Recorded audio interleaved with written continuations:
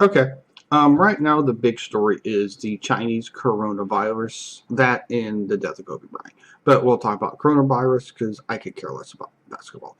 Um, but this has been going on for a little bit now. Normally, sometimes I jump on stuff, sometimes I wait, sometimes I just get lazy. I think I'm between just waiting and being lazy. Um, God, I hate doing that. The thing about the coronavirus was it comes from China. It supposedly came from one of their from the city of Wuhan in the Hunan province. I hope I said that right. Um, and as you already know, and there's some interesting things. And I really don't pay attention to conspiracy theories, especially when it's coming from someone like Lisa Haven. By the way, she's really good. Either she's really on point or she's like tinfoil hat. It's one or the other. It's really interesting. So it started there. What's interesting about that city is in that city there is actually a bio research facility of some sort. Some people say it's bioweapons. Some people say they do research diseases for curing diseases, whatever. Whatever it is, it has something to do with diseases and bio stuff, whatever. And so the theories behind this is it either came from an animal at a meat market, at a fish market or a meat market there, and they say it came from like bats, which it could have came from bats. People normally don't eat bats. They said it came from the snake, which there's not really a lot of diseases that go from reptiles to humans that I know about. I'm not a doctor. Don't play one on TV, anything like that, so I have no idea. I just whatever. Also, the virus might have been an accidentally released biologically, artificially designed virus, the coronavirus, which they accidentally released to their own population, and that's why they're having. I don't know. I really don't know. Um, I think it would be more of the fact it probably came from improperly prepared meat, most likely, or it could have crossed species from a different, because who knows? I don't know. I'll be honest. So China's initial response was because of their bureaucracy was slow. And sometimes it's good to be like, are you sure this is new? Are you sure this is bad? Because it runs through, it gets some really sick people first. You don't worry about it, and then everybody else gets it, and it's just like the flu.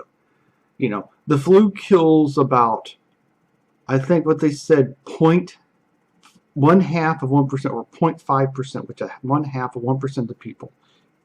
People who get the flu, about 1/2 of 1% to 1% of people die from the flu, depending on who gets it and different factors. So though the flu isn't deadly to most people, it's just annoying as hell.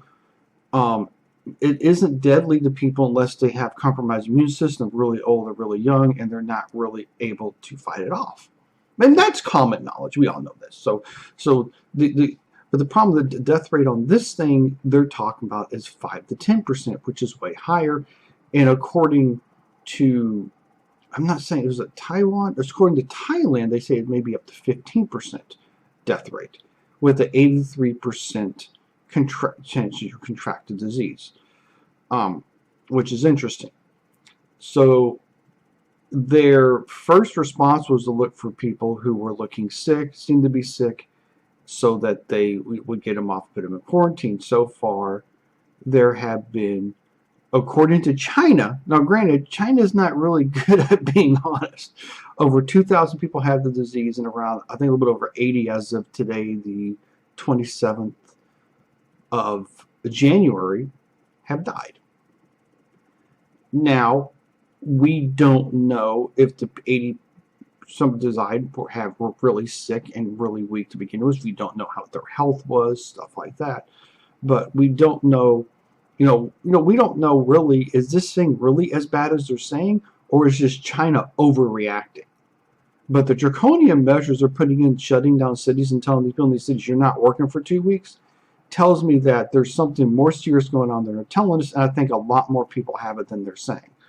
And I think this thing could be more contagious than they're realizing. And according to a guy in Britain, by the beginning of the first or second week of February, they could have 250,000 cases in China alone, which I think they're going to have a lot more. And some of the reports coming out is that China is like, people are dying. They're not seeing if they have it because they want to keep the numbers low. Now, they were going to have a place to put people in Hong Kong that they were going to put people in if they had it to quarantine them. Got firebombed because the people in Hong Kong ain't playing. They're not having it.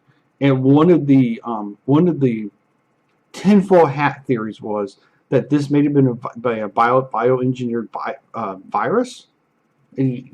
Word eventually comes to me. Bioengineered virus that they were going to release on the people of Hong Kong to teach them a lesson. Well, if that's true and it backfired, oops. And if this isn't a bioweapon and it's just like because it came from some sort of bushmeat type stuff, I know bushmeat's really in Africa, or some sort of like they're from bats or something, and it wasn't properly prepared and they weren't doing the right properly prevent that, well, shit happens. If it turns out to be a bioweapon that was accidentally released or something that came from a lab, yeah, China's going to have like cartons of eggs on its face. I mean, they're not looking good. The fact that they're shutting down transportation between some of the major cities, they're shutting down major cities, tells you, and these are some cities that have high population. Remember, China, United States, the mainland China is slightly larger than the United States. The United States, mainland China, and the continental 40 are approximately the same size. I know China's slightly larger, but for argument purposes, let's say approximately the same size. We have 330 million people. In approximately the same area, they have 1.4 billion people. All right? Think about 330 million people versus 1.4 billion people in an area approximately the same size. We're just to keep the math simple, okay? So you're talking about is they have around 4 times, a little bit more than 4 times the population density than the United States, which means stuff there can spread a lot quicker. Because there are places in the U.S., there ain't no one there. It's like empty. And I'm sure there's a few places like the Gobi Desert and stuff like that, but even those places, there's people everywhere. They're not alone unless you're like in the Gobi Desert, because who wants to live in the desert? And that's the issue now. It's starting to spread. We have at least five confirmed cases here in the United States. And what's really interesting is Chinese do a lot of work in Africa. We haven't heard anything out of Africa yet. Then again, right now, Africa's dealing with the Congo and stuff are dealing with Ebola still. Granted, it's not spreading that quickly, and it's not an easily spread disease, thankfully.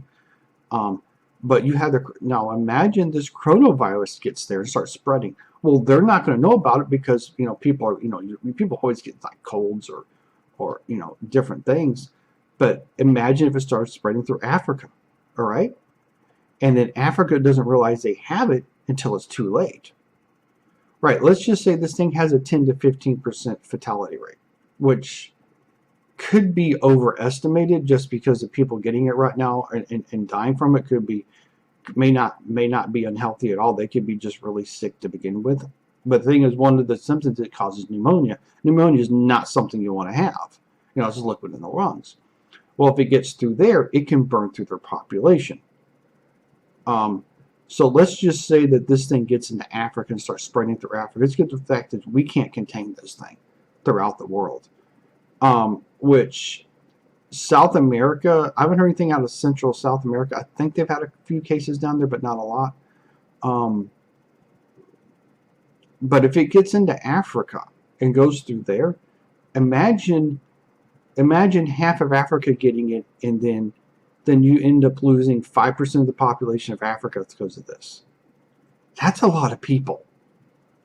That's a couple billion people, billion or 2 billion people. I don't know what the population of Africa is. I'd have to look it up, but it's you're talking about, all right. And then if it gets into India, India's got over 1 billion people. Imagine losing 50 million people in India. Where are you going to put all the bodies? You're going to have to burn them. And not speaking of burning bodies, the Chinese are actually starting to burn the bodies and then bury them and burn them to keep the disease from spreading. Either they're taking draconian measures and they're overreacting, or this thing is really bad and they're trying to stop it from spreading as fast as possible. Even though they bungled the first few weeks when they could have actually gotten anything to do with it. Here in the United States, we're doing our best to keep track, but there's people already came in here who may have had it. And when it starts spreading, and they do know there is some human-to-human contact spreading on this. Because of this is a grave concern. Now, while we don't have as many cases, we find them, we can isolate them, thank God. But what happens if it gets into the homeless population? Let's say here, because there's Chinese students here in the Austin area where I live. And imagine that, and we have a lot of homeless people here. And also around the Greenbelt around Austin, there's hidden homeless camps. It's one of those commonly known secrets. And so imagine if this gets among the homeless population and it gets unchecked, and also it spreads through them, and then they're out in the general public. They're not going to the doctor. They're not being diagnosed. Only when it gets really bad may they go to the doctor or the emergency room. And then next thing you know, it's too late. Oh my God, we have it among the homeless, and they're everywhere. And then what happens? We start finding, all of a sudden they start finding people who won't go to the doctor, and I've had something, I've had it worse than this, and they die of it. And then you start finding dead bodies with this disease. Now, granted, this is an extreme. Well, this could go, it could burn through the homeless population. You can have a lot of dead homeless and may not find the bodies for a while, depending on where they're out in the Greenbelt or out somewhere. I don't know. This is just conjecture. This is just academic. I don't want these people to go, start dying of disease. I don't want that. That would be horrible. And then if it gets into the genetic, then some of these homeless kids, they get it, and then they go to schools and start spreading through the schools. We have some kids who are immunocompromised. Maybe they're dealing with cancer. Maybe they're just sickly kids. And then or they're then it gets to the parents, and you got grandparents, and your parents who are sick, and then this just gets worse and worse. This is. But the thing is, this is a concern. Now, I'm not worried about. I'm not like run for the hills. The coronavirus is coming, but be concerned. Do the normal thing. Wash your hands. Use the use some antibacterial soap, stuff like that, to help keep it down. Just a little bit of common sense here.